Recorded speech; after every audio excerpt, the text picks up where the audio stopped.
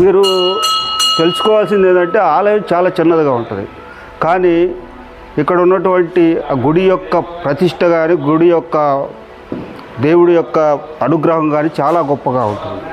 ఎందుకంటే ఇది యుగాల నాటి చరిత్ర, త్రేతాయుగం, ద్వాపరయుగం, కలియుగం, ఇట్లా యుగాల నాటి చరిత్ర కలిగినటువంటి వినాయకుడు స్వయంభూగా వెలిశాడు. ఎలా అంటే కృష్ణానది తీర ప్రాంతంలో పూర్వకాలంలో ఒక మునిస్వామి తపస్సు ఆచరిస్తూ ఉండగా తనకి కళ్ళలో కనిపించి ఈ ప్రాంతాన వినాయకుడు ఉన్నాడని వినాయకుడిని ప్రతిష్ఠించమని చెప్తే ఈ ప్రాంతానికి వచ్చి ఇక్కడ వెతక వరసిద్ధి వినాయకుడు బయటపడటం జరిగింది.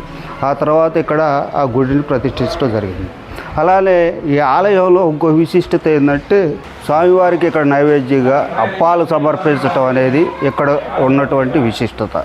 ఏదంటే భక్తులు ఎవరైనా కోరికలు కోరుకుంటే ఆ కోరికలు తీర్చమని ఇక్కడికి వచ్చి నైవేద్యంగా అప్పాలు సమర్పిస్తూ ఉంటారు.